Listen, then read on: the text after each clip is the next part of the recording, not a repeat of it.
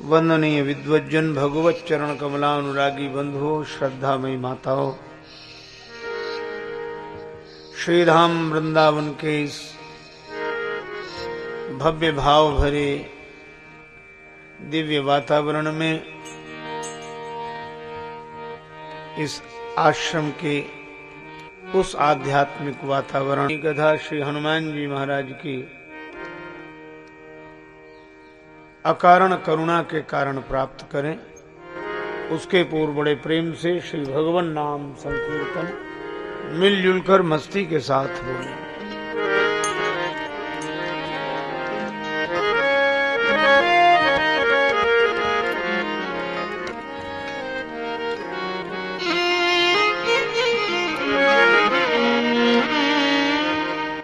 जय सिया राम, जय जय सिया राम, जय सिया राम, जय जय सिया राम, जय सिया राम, जय सिया राम, जय जय सिया राम, जय सिया राम, जय जय सिया राम, जय सिया राम, जय जय सिया राम,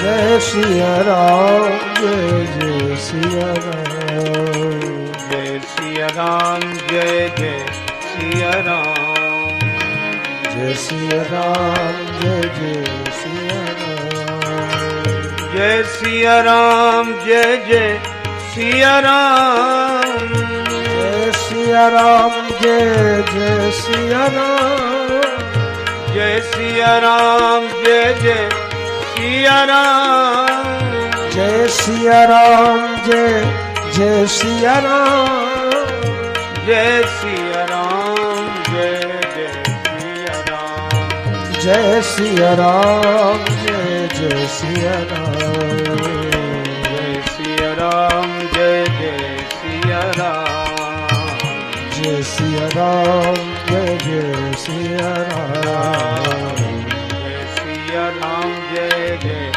सिया राम, जय सिया राम, जय जय सिया राम, जय सिया राम, जय जय सिया राम।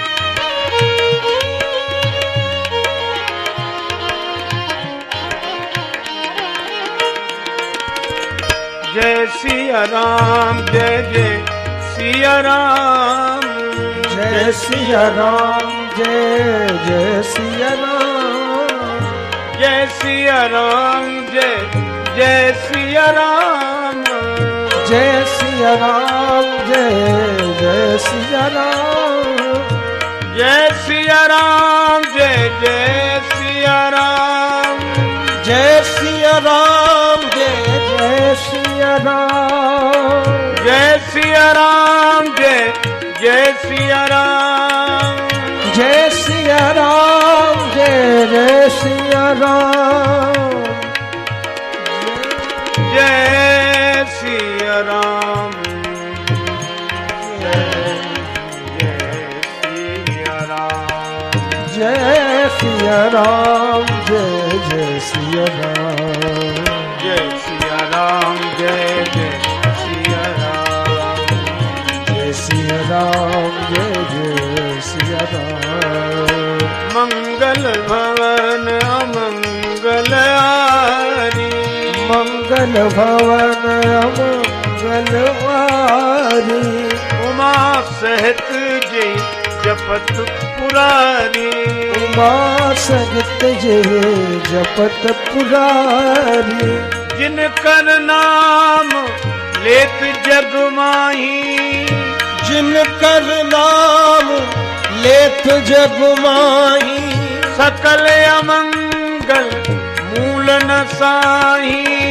सकल अमंगल मूल न साही, करतल होई पदा रथ चारी, करतल होत पदारथ चारी, तेई सिया राम कहे कामारी,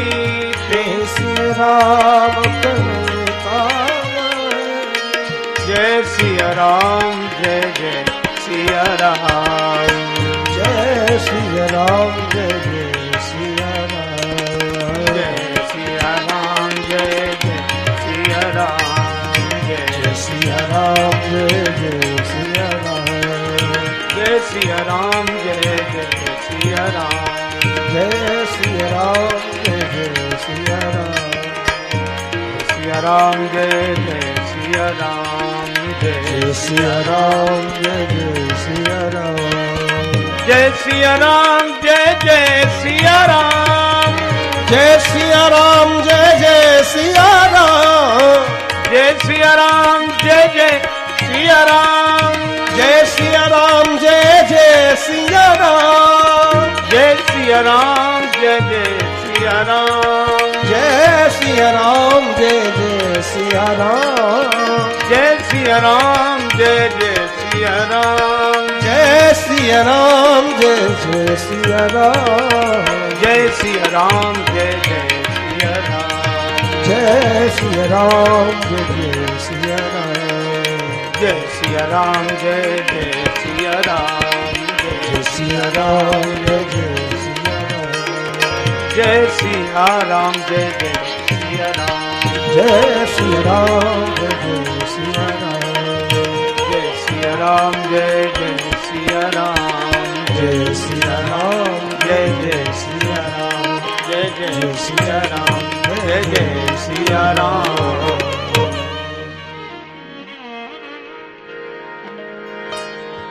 श्री सीताराम जी महाराज की श्री हनुमान जी महाराज की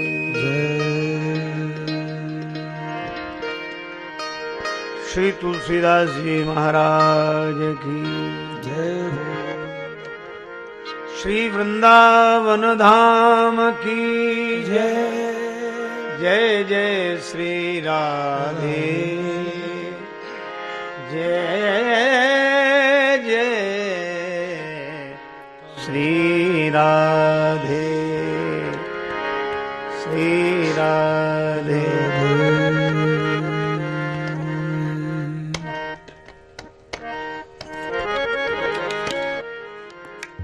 लीला सगुन जो कहूँ बखानी लीला सगुन लीला सगुन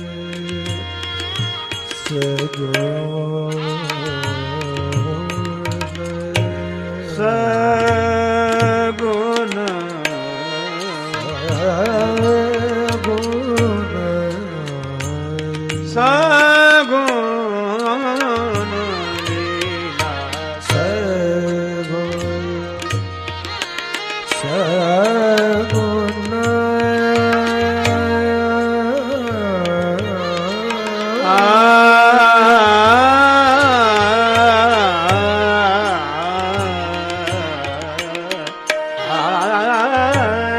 लीला जो कहूँ बखाने सोई स्वच्छता करई मल हानि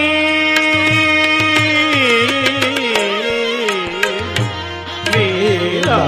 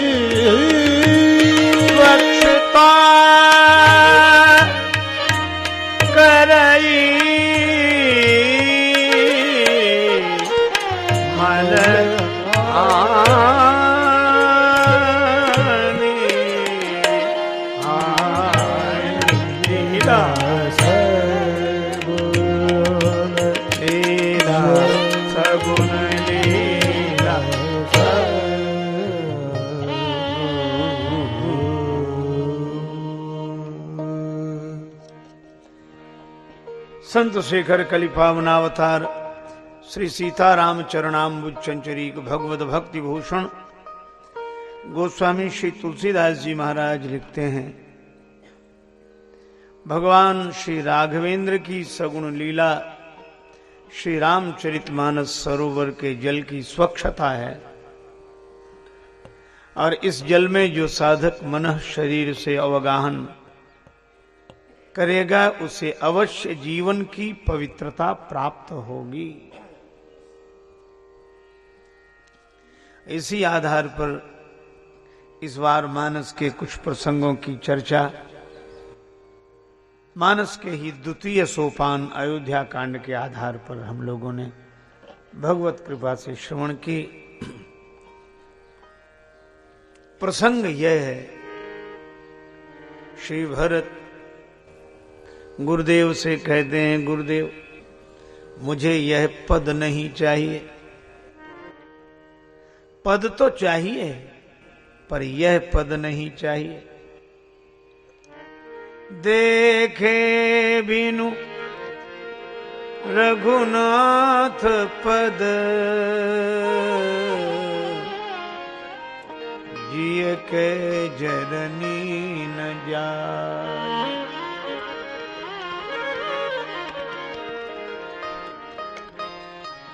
मैं राम जी के पद कमलों का दर्शन करना चाहता हूं गुरुदेव। राज्य पद नहीं चाहिए, राम जी के पद कमल चाहिए। गुरुदेव बड़े प्रसन्न हुए, पर तनिक परीक्षा लेने की दृष्टि से पूछने लगे कि अगर मैं तुम्हें जबरदस्ती बिठाऊं सिंहासन पर तो नहीं बैठोगे? श्री भरत जी ने कहा, गुरुदेव तब तो मुझे बैठना होगा, क्योंकि गुरोर आज्ञा गरीयसी। गुरुदेव की आज्ञा में विचार करके अवहेलना करना अपराध है। बिना विचार के ही स्वीकार कर लेना चाहिए। तब तो बैठोगे ना सिंहासन पर? गुरु जी ने पूछा। भरत जी ने कहा कि आप जबरदस्ती बिठाएंगे तो बैठूंगा नहीं, मुझे बैठना पड़ेगा, किंतु परिणाम बुरा होगा। मोहि राज हठि देहु जबहि, रसा रसातल जाई तबहि। गुरुदेव अगर मुझे आप राज्य पद पर बिठा देंगे तो यह पृथ्वी रसातल को चली जाएगी। गुरुदेव ने कहा, भरत इस पृथ्वी पर हिरण्याक्ष हिरण्यकश्यप का राज्य रहा, पृथ्वी रसातल को नहीं गई। रावण कुंभकर्ण का राज्य रहा, पृथ्वी रसातल को नहीं गई। और भरत तुम्हारे जैसा महात्मा सिंहासन पर बैठ जाएगा तो पृथ्वी रसातल को चली जाएगी। यह तर्क मेरी समझ में तो नहीं आता। पर श्री भरत जी ने अद्भुत उत्तर दिया, गुरुदेव हिरण्याक्ष हिरण्यकश्यप का अत्याचार पृथ्वी सहन कर सकती है, क्योंकि पृथ्वी माता जानती है कि राक्षस है। रावण कुंभकर्ण का भी अत्याचार पृथ्वी माता सहन कर लेंगी, क्योंकि वे जानती हैं कि राक्षस हैं। किंतु गुरुदेव हिरण्याक्ष हिरण्यकश्यप रावण और कुंभकर्ण का काम अगर राम का भाई करने लगे तो पृथ्वी भरोसा किस पर करेगी? वह तो रसातल को चली ही जाएगी। यह है श्री भरत। भरत जी कहते हैं कि हमें राज्य पद पर बिठा दोगे तो पृथ्वी रसातल को चली जाएगी।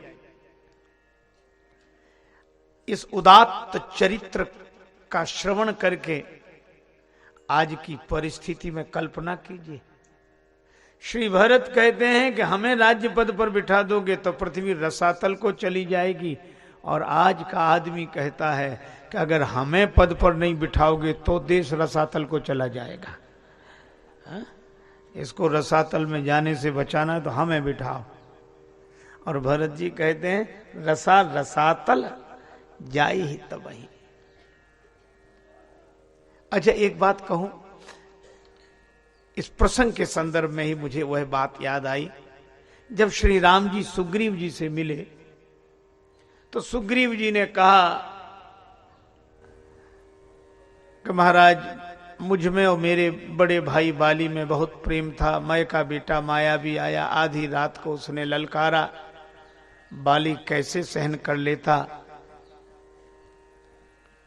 बाली उसके पीछे, और मैं बाली के प्रेम के कारण भाई के रक्षा की दृष्टि से गया। बाली ने मुझसे कहा कि 15 दिन तक प्रतीक्षा करना, नहीं आऊं तो मरा समझना। मैं 1 महीने तक रहा। उसके बाद बड़ी प्रबल रक्त की धारा निकली। मैंने समझा कि मायावी ने बाली को मार दिया और मुझे आकर मारेगा, तो गुफा के द्वार पर शिला लगाकर लौट आया। और यहां मंत्रियों ने देखा कि सिंहासन खाली है, तो मुझे जबरदस्ती सिंहासन पर बिठा दिया। दीने मोहि राज बरियाई शब्द पर ध्यान देना, जबरदस्ती बिठा दिया। श्री लक्ष्मण हंसने लगे। राम जी ने कहा इसमें हंसने की क्या बात है। लक्ष्मण जी ने कहा प्रभु सुग्रीव जी की बात पर हंसी आ रही है। यह कह रहे हैं कि मेरी तो इच्छा थी नहीं, पर लोगों ने जबरदस्ती बिठा दिया। दीने मोहि राज बरियाई, पद पर जबरदस्ती बिठा दिया। भगवान ने कहा तो ऐसी परिस्थिति रही होगी, इसमें हंसने की क्या बात है। लक्ष्मण जी ने कहा कि प्रभु ये जितने सत्ता लोलुप होते हैं ऐसे ही बोलते हैं कि हमारी तो इच्छा थी नहीं, अब लोगों ने जबरदस्ती बिठा दिया, तो जनादेश है, क्या करें। लोगों ने कहा तो बैठे। भगवान ने कहा कि लक्ष्मण तुम्हारी तो व्यंग करने की आदत है। अरे उस बेचारी की मजबूरी समझो। अब 4 लोगों ने जबरदस्ती बिठाया तो करता क्या, बैठना पड़ा होगा उसे। लक्ष्मण जी ने हाथ जोड़कर कहा कि प्रभु मन में अगर पद की वासना न हो तो कोई किसी को पद पर जबरदस्ती नहीं बिठा सकता। कहा क्यों नहीं बिठा सकता। तब लक्ष्मण जी ने कहा कि प्रभु अगर जबरदस्ती कोई किसी को सिंहासन पर बिठा पाता तो भरत भैया को अयोध्या के सिंहासन पर न बिठा दिया लोगों ने। गुरुजी कहते रहे, माताएं कहती रही, पूरी प्रजा कहती रही। और जब भरत जी का नाम आया तो राम जी के नेत्र सजल हो गए। लक्ष्मण तुम ठीक कहते हो, भयउ न भुवन भरत सम भाई। अच्छा, गुरु जी ने कहा एक बात बताओ, क्या अगर राज्य पद पर बिठा ही दें तो गड़बड़ी क्या होगी। भरत जी ने कहा गुरुदेव ग्रह ग्रहीत पुनि बात बस ते ही पुनि बीछी मार। किसी के ग्रह प्रतिकूल हों और फिर बात बस माने बौरा जाना, पगला जाना, और फिर उसको बीछी काट ले और फिर उसे मदिरा पिलाओ, फिर किसी वैद्य के पास ले जाओ कि अब इसका इलाज करो। ते ही पियाई बारूनी कहू कौन उपचार। अब कैसी अद्भुत बात कही। समय प्रतिकूल हो, ग्रह प्रतिकूल हो गए हों और वो पगला भी गया हो, दिमाग से पागल हो, ग्रह प्रतिकूल हो, बिच्छू काट ले और मदिरा पिला दो, फिर किसी वैद्य को दिखाओ कि इलाज करो। क्या करेगा इलाज, किस किस चीज का इलाज करेगा। अब ये बात तो बड़ी अटपटी लगती है, क्या क्या उदाहरण दिए गए, पर ये सब घटनाएं अयोध्या में घटी हैं। ग्रह ग्रहित सरस्वती जी आई तो लगता है कि अयोध्या के ग्रह प्रतिकूल हो गए। हरसि हृदय दशरथ पुर पुर आई,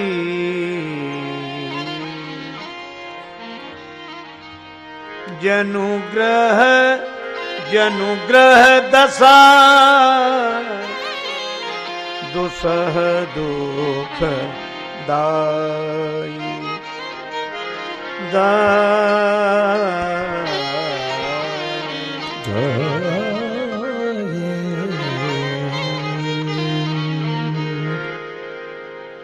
जनुग्रह दशा दुसह दुखदाई है ग्रह ग्रहित, और ग्रह का नाम भी लिखा है। अवध साढ़ साती तब बोली, साढ़ साती साढ़े साती, शनि की दशा ग्रह ग्रहित। अच्छा, बातवश क्या बौरा जाना, और महाराज दशरथ का निधन हुआ तो कौशल पति गति सुनी जन कौरा, भा सब लोक शोक बस बौरा।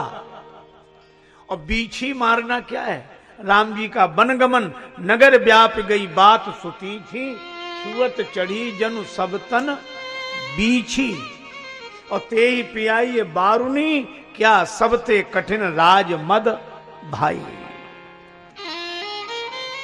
पर यहां एक आपत्ति है,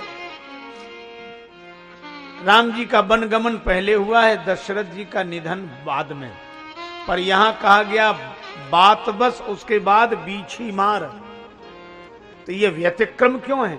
का व्यतिक्रम नहीं है, भरत जी को इसी तरह से समाचार मिला है, उन्हें पिता के निधन का समाचार पहले मिला है और राम जी के वनगमन का समाचार बाद में मिला है। अच्छा, लेकिन एक निवेदन और मैं इसमें कहूं,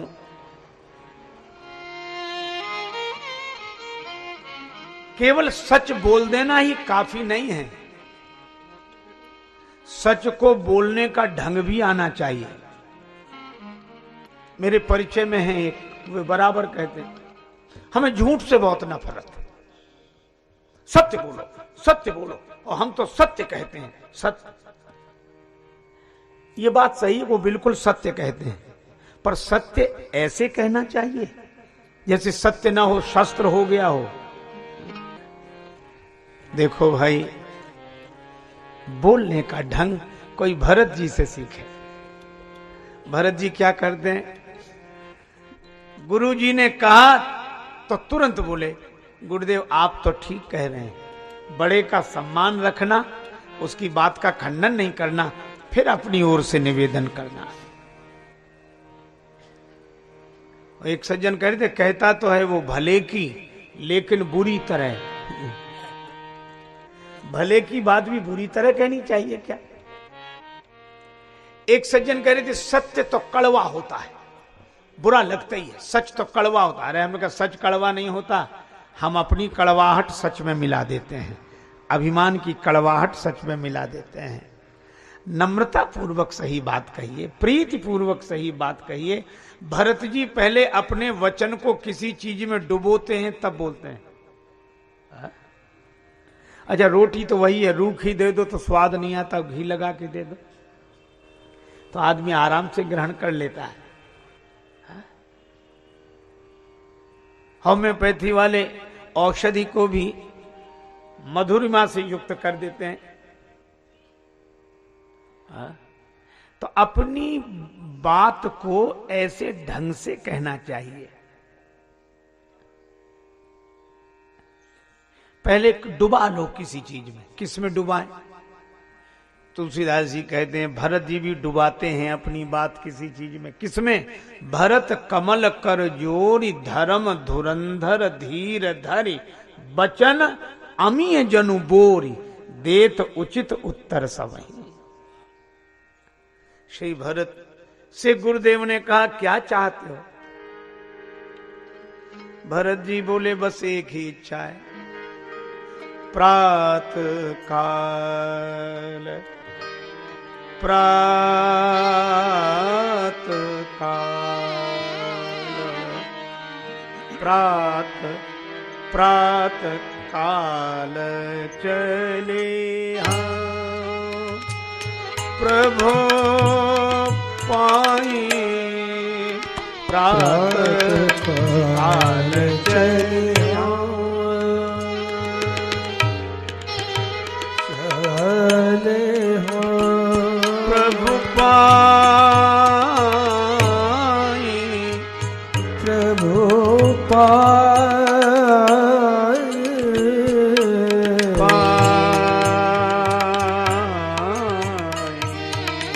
प्रात काल चले हो चले हो प्रभु पाए प्रातः काल चले हम चले हो एक ही आँख यह मन माही प्रातः काल चले हो प्रभु पाए प्रातः काल चले हो चले हम प्रभु पाए प्रातः काल चले हम काल चले हम काल चले हम। एक ही इच्छा है, सवेरे भगवान के दर्शन के लिए चलेंगे बस। अच्छा, अब एक अद्भुत बात है, भरत जी ने निर्णय किया सवेरे भगवान के दर्शन के लिए चलेंगे, तो भरत प्राण प्रिय भे सब ही के श्याम सुंदर अब तो हम आशिक तुम्हारे हो गए। श्याम सुंदर अब तुम आशिक तुम्हारे हो गए। तुम हमारे हो गए और हम तुम्हारे हो गए। तुम हमारे हो गए और हम तुम्हारे हो गए। जब ये दिल दुनिया का था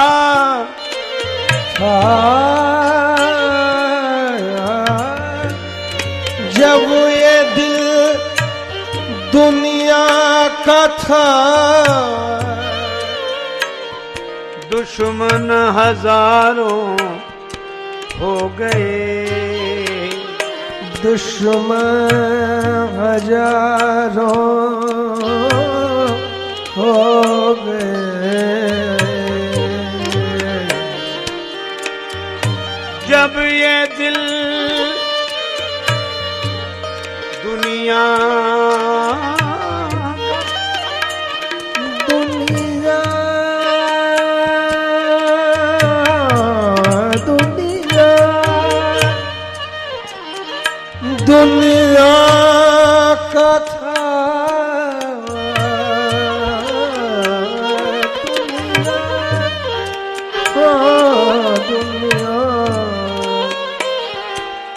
दुनिया का था।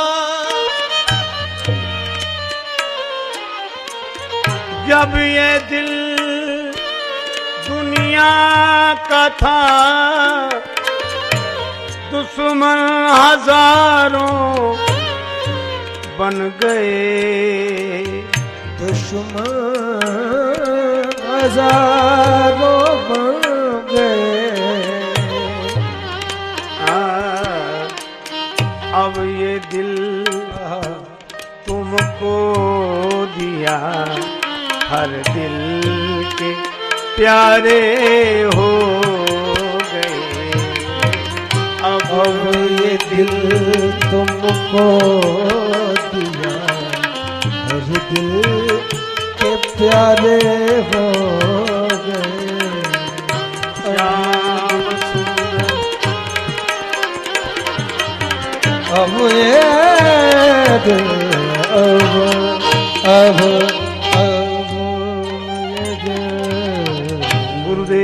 भगवान की। जय। श्री भरत जी ने निर्णय किया कि गुरुदेव अगर आप आज्ञा दें तो मेरी तो यही प्रार्थना है कि मैं भगवान के दर्शन के लिए सवेरे सवेरे प्रस्थान करूं वन के लिए। गुरुदेव भी प्रसन्न हो गए, सब प्रेम करने लगे। एक ही साधे सब सधे। जो भगवान को चाहते हैं उन्हें सब चाहते हैं। भगवान से मन लग जाए। अच्छा, और मन लगाने योग्य हैं ही भगवान। हमारे मन को पकड़कर भगवान ही रख सकते हैं, और नहीं तो हम किससे लगाएं मन। एक कवि ने तो कहा कि विडंबना यही है, मोहब्बत किससे की जाए कोई काबिल नहीं मिलता। किससे प्रेम करें, कोई प्रेम का अधिकारी नहीं मिलता। क्यों नहीं मिलता? का मोहब्बत किससे की जाए कोई काबिल नहीं मिलता, और कोई दिल से नहीं मिलता, किसी से दिल नहीं मिलता। यह विडंबना है। इसलिए दुई की तन मन धन, तन धन सारा संसार चाहता है।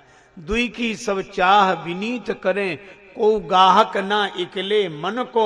यही ते चतुरा नर चेत चलो, मन देत चलो मन मोहन को। श्री भरत जी ने कहा गुरुदेव मैं राम जी के दर्शन के लिए जाऊंगा। सभी ने कहा कि यह तो बड़ा अच्छा प्रस्ताव, बड़ा अच्छा प्रस्ताव, पर कठिनाई दूसरी थी। अब घर में कोई रहने के लिए तैयार नहीं।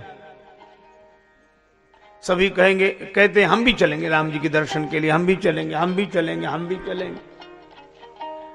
फिर राम जी से मिलने की सोचो। और युवक कहते थे घर में आग लगाओ।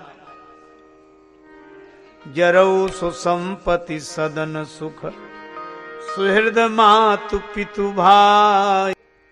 संपत्ति सदन सुख सब में आग लगे, जो भगवान के मार्ग में बाधा बने। हम सब छोड़ने के लिए तैयार, सब में आग लगाने के लिए तैयार। अच्छा, कई लोग कहते भी हैं कि ये बात ठीक है। स्वयं कबीरदास जी का दोहा है, कबीरा खड़ा बाजार में लिए लुकाठी हाथ, जो घर फूंके आपना चले हमारे साथ। बाढ़ में जाए घर, आग लगाओ।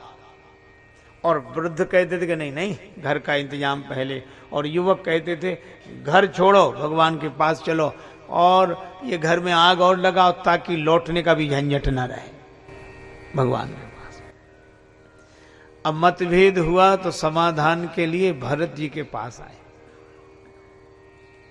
वृद्ध और युवकों में मतभेद प्रायः हो जाता है। हालांकि इनका मत अगर परस्पर मिल जाए तो कल्याण हो जाए। एक गांव में लगी आग, सभी गए भाग। दो जलने के लिए मजबूर थे, एक अंधा एक लंगड़ा। लंगड़े को आग दिखती थी पर वो भाग नहीं सकता था, और अंधा भाग सकता था तो उसे आग दिखती नहीं थी, वो उधर ही भागता था जिधर आग लगी हुई थी। तो लंगड़े ने आवाज लगाई, अंधे से कहा कि अपने कंधे पर बिठा लो, आंख हमारी पांव तुम्हारे, दोनों आग से बच जाएंगे। और अंधे ने लंगड़े का कहना मान लिया। अंधे ने लंगड़े को कंधे पर बिठाया, दोनों आग से बच गए। यह कहानी है, पर वर्तमान संदर्भ में बड़ा उपयोगी संदेश देने वाली यह कहानी है। आज भी चारों तरफ अशांति की, ईर्ष्या की, कलह की आग लगी हुई है, और इस आग में सब समाज जल रहा है। पर दो जलने के लिए विशेष रूप से मजबूर हैं, उनके कारण समाज जल रहा है। दो कौन? एक अंधा और एक लंगड़ा। अंधा कौन और लंगड़ा कौन? अंधी जवानी और लंगड़ा बुढ़ापा। बूढ़े के पास अनुभव की आंखें तो हैं, होश की आंखें तो हैं, पर उत्साह या जोश के चरण नहीं हैं। और आज की जवानी के पास उत्साह के चरण तो हैं, पर अनुभव की आंखें नहीं हैं। इसलिए बड़ी तेजी से आज की जवानी भाग रही है, पर उधर ही भाग रही जिधर आग लगी है। अच्छा, वृद्ध देख पा रहा है पर बेचारा उसकी चलती नहीं है। बूढ़े की चलती नहीं है, क्या करें? तो बचे कैसे? अगर आज की अंधी जवानी लंगड़े बुढ़ापे को कंधे पर बिठा ले, अनुभव की आंखें वृद्ध की हों, उत्साह के चरण अगर युवक के हों, तो आज भी समाज इस अशांति की आग से बच सकता है। पर अयोध्या में भगवान के घर तक में यह कलह वृद्धों का और युवकों का। वृद्ध कहते घर देखो, युवक कहते थे घर भाड़ में जाए, हम तो राम जी से मिलने जाएंगे। भरत जी के पास आए, भरत जी ने दोनों की बात सुनी तो एक ही बात कही, घर की व्यवस्था पहले होगी, राम जी से मिलने बाद में चलेंगे, घर पहले देखो, भगवान को बाद में। अब यह बड़ी अटपटी बात है, और यह भरत जी कह रहे हैं।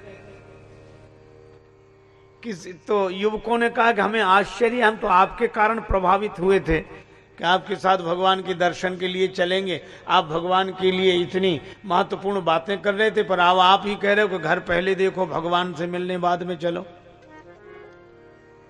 भरत जी, क्या आप राम जी के लिए इतना भी नहीं छोड़ सकते, त्याग नहीं कर सकते? भरत जी बोले त्याग कर सकता हूं, लेकिन क्या का व्यक्ति अपनी ही संपत्ति का तो त्याग करेगा। मैं घर छोड़ दूं, मैं नगर छोड़ दूं, लेकिन अयोध्या अपनी हो तब तो छोड़ दूं। संपत्ति सब रघुपति के आई, जो बिनु जतन चलो प्रजिताई, जो बिनु जतन जो बिनु जतन चलो प्रजिताई। अच्छा, त्यागे जरूर त्यागें घर। भरत जी ने कहा जरूर छोड़ें, लेकिन पहले यह पता लगा लें कि अपना है। कहा क्या मतलब? कहा कि हम उसका त्याग कर रहे हैं जो अपना है ही नहीं। तो फिर ये जो संतों ने कहा, कबीर जी कहते हैं जो घर फूंके अपना, इसका अर्थ है कि अपना ही फूंकना, किसी दूसरे का मत फूंक देना। तो अपना फूंक देने का अर्थ है कि अपना हो तो फूंकना।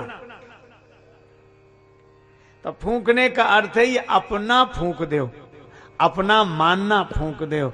भगवान का है तो छोड़ने की जरूरत क्या है, और जो अपना है ही नहीं उसका त्याग करें। एक बार श्रीमद् भागवत की कथा किसी विद्वान व्यास महानुभाव के द्वारा हो रही थी, तो श्री कृष्ण जन्मोत्सव था।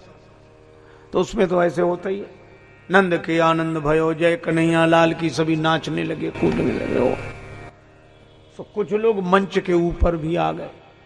तो एक आदमी तो बड़े उत्साह से मंच के ऊपर जाके नाचने लगा, और नाचता तब तक तो ठीक, वो रुपए लुटाने लगा। 100, 500, 1000 जो आवे, जय कन्हैया लाल की, जय कन्हैया लाल की। लोगों ने कहा कि हे भगवान, कथा का चमत्कार तो देखो, ये महालोभी कंजूस कृपण आदमी और कैसे ढंग से रुपया लुटा रहा है। किसी ने कहा क्या कलयुग चला गया, ये ऐसा बदल गया? दूसरे ने कहा आश्चर्य, ये तो कभी चवन्नी खर्च नहीं करता था और रुपए लुटा रहा, जय कन्हैया लाल की। किसी ने कहा गौर से तो देखो, दूसरा बोला गौर से क्या देखो, जरा देखो वो आदमी कर क्या रहा था। श्रीमद् भागवत की पोथी पर जो रुपए चढ़े थे वही उठा उठा के जय कन्हैया लाल की, जय कन्हैया लाल। तो ऐसा तो त्यागी कोई भी हो सकता है, जो अपना है ही नहीं, जो अपना नहीं है उसी को ले जाओ, चिंता मत करो, तो ले जाओ, ले जाओ। अरे भाई, अगर कोई झोपड़ी बनाकर कुछ दिन रहे, उसमें आग लगावे, तो लोग कहेंगे बड़ा त्यागी है, उसने अपने रहने की झोपड़ी ही फूंक दी। यह तो ठीक।